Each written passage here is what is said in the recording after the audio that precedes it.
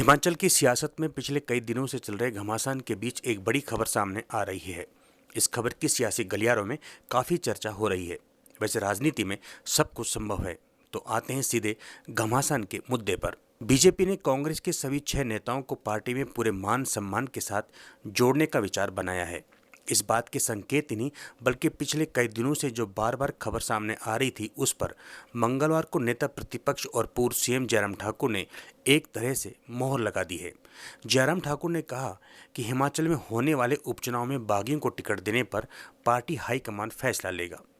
पत्रकार वार्ता के दौरान जब जयराम ठाकुर से पूछा गया कि बागियों को टिकट देने पर बीजेपी का कैडर भी तो नाराज हो सकता है, इस पर जयराम ने कहा, भाजपा का कैडर नाराज नहीं होता है, घर का मामला हम देख लेंगे, क्योंकि राज्यसभा चुनाव में बीजेपी प्रत्याशी हर्ष महाजन की जीत में इनके योगदान को देखते हुए सही निर्णय लिया जाएगा। कांग्रेस के बागियों ने बड़ा कदम उठाया है, इसलिए इसे भूला नहीं जा सकता। सूत्रों के हवाले से खबर आ रही है कि 6 मई को सुप्रीम कोर्ट में बागियों के मामले में अगली सुनवाई होनी है। यदि 6 मई को भी बागियों को राहत नहीं मिली तो उन्हें मजबूरन चुनाव मैदान में उतरना ही होगा। वहीं हिमाचल में 6 विधानसभा सीटों पर उपचुनाव का ऐलान हो चुका है।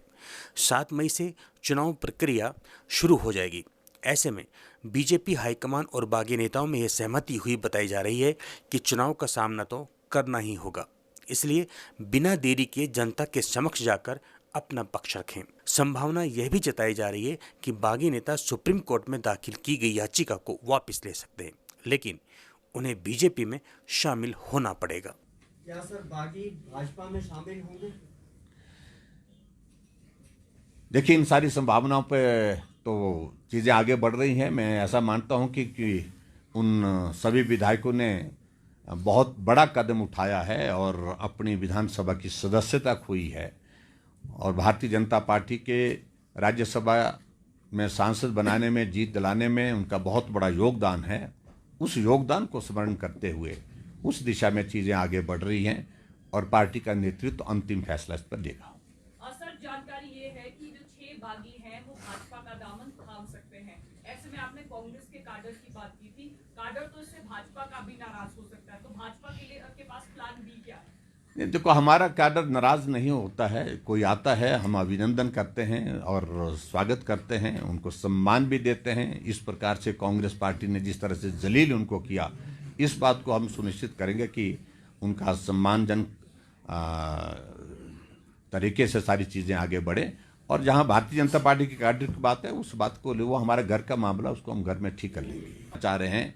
और मैं इस बात को कह सकता हूं कि अब की बार मुंह की खानी पड़ेगी। सर, 2 पार्लियामेंट्री जो टिकट अभी पेंडिंग है वो कब तक फाइनल हो जाएंगी? और जो असेंबली के लिए जो कांग्रेस के 6 रेबल्स हैं, क्या उनको टिकट देंगे या किसी दूसरी तरह से भारतीय जनता पार्टी उनको ऑनर करेगी because they have voted in favour of BJP? देखिए, बड़ी सीधी सी बात है। पहली बात तो यह है कि भारतीय जनता पार्टी कांग्रेस से आगे है। हमने 4 में से 2 सीटें लोकसभा की डिक्लेयर कर दी है। हमीरपुर सीट से अनुराग ठाकुर जी और शिमला से हमारे सुरेश कश्यप जी, दोनों इलेक्शन की कैंपेन में जुट गए हैं। 2 सीटों पर निर्णय मुझे लगता है कि कांगड़ा और मंडी सीट पर बहुत जल्दी निर्णय आने वाले समय में पार्टी का नेतृत्व करेगा।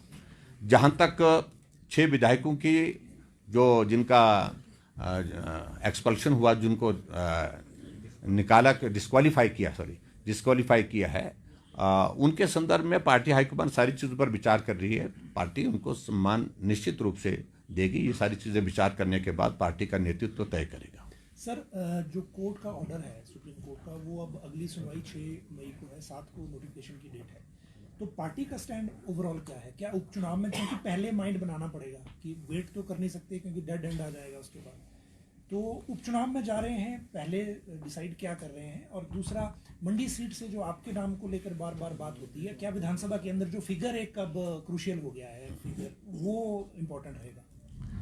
नहीं, देखिए, तो सुप्रीम कोर्ट का जो आदेश आया उसके मुताबिक तो सिर्फ इतना ही कहना है उसमें हमको कि उसको एग्जामिन कर रहे हैं हमारा पार्टी का नेतृत्व, और नेतृत्व के साथ साथ में जो लीगल एक्सपर्ट्स हैं वो एग्जामिन कर रहे हैं।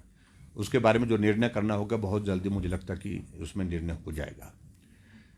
और उसके बाद जहाँ तक बात रहती है मंडी लोकसभा के बारे में, तो मंडी लोकसभा में बहुत सक्षम कार्यकर्ता हमारे पास हैं।